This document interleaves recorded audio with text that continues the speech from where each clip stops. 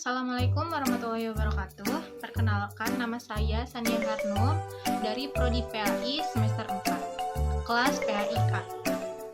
Jadi, adanya video ini adalah saya akan memaparkan sedikit pengetahuan saya tentang pengembangan kurikulum.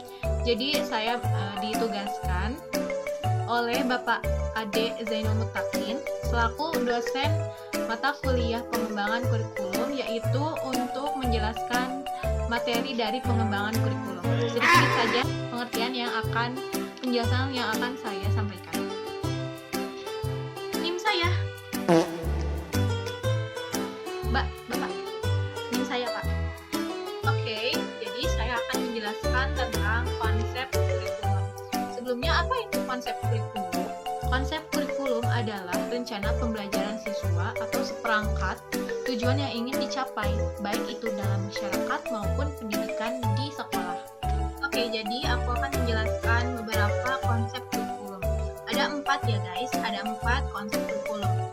Yang pertama ada model linear, kedua ada model spiral, ketiga ada model kontekstual, yang keempat ada model problem based learning, yang kelima ada model scientific. Pertama, model linear. Model linear itu maksudnya jadi rancangan kurikulumnya itu disusun terstruktur dari tingkat rendah atau tingkat dasar ke tingkat lanjutan atau ke tingkat yang lebih lanjut. Contohnya seperti kurikulum yang dilakukan atau pembelajaran yang dilakukan dari kelas 1 sampai kelas 6 kan terstruktur ya. Terstruktur pendidikannya, pembelajarannya juga terstruktur. Dari bahasa, sains, matematika itu terstruktur. Dari kelas 1 sampai kelas 6 juga seterusnya. Seperti itu. Untuk yang kedua yaitu model spiral, jadi rancangan kurikulumnya itu disusun secara bertahap dan berulang. Seperti dalam seni gitu. Untuk melukisnya itu kan kalau misalnya tidak puas untuk hasilnya bisa diulang dan juga bisa bertahap dari yang asalnya dasar membuat sketsa atau yang lainnya bisa ke tingkat melukis yang lebih baik begitu. Itu untuk yang spiral. Untuk yang ketiga yaitu kontekstual teaching dan learning, itu tuh lebih ke menekankan pembelajaran yang konteksnya itu ke kehidupan sehari-hari gitu. Kayak contohnya itu pembelajaran geografi, ekonomi, sejarah, dan juga lain-lainnya. Itu jadi pembelajaran itu seperti yang terjadi pada kehidupan sehari-hari. Itu yang contextual teaching and learning. Lalu yang nomor 4 yaitu problem based learning. Maksudnya difokuskan pada pemecahan masalah agar bisa mengembangkan keterampilan dan pengetahuan siswa. Contohnya kurikulum ilmu pengetahuan alam dan juga pemecahan masalah seperti sumber daya alam di Indonesia seperti itulah. Nah, untuk yang kelima yaitu yang terakhir yaitu model scientific approach ya.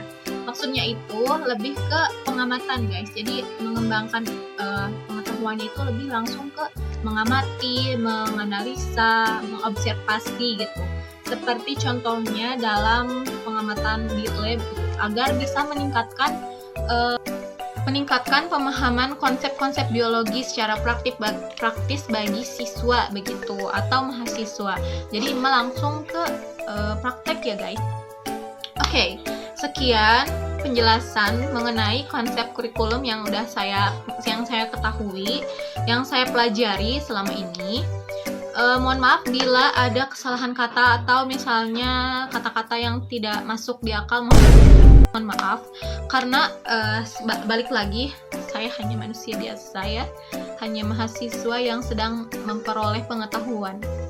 Oke, jadi conclusion dari semua ini atau kesimpulannya, dari beberapa model itu memiliki tujuannya masing-masing ya guys, memiliki penjelasan dan tujuannya masing-masing. Yang pastinya agar meningkatkan relevansi dan juga pengetahuan siswa terhadap sesuatu gitu. Semuanya ini bertahap ya, pasti bertahap. Karena model pembelajaran ini akan ada di setiap mata kuliah, di setiap pembelajaran, tidak ada satupun yang tidak terlewatkan gitu. Mengerti kan? Oke, sekian dari saya. Mohon maaf bila ada kesalahan kata.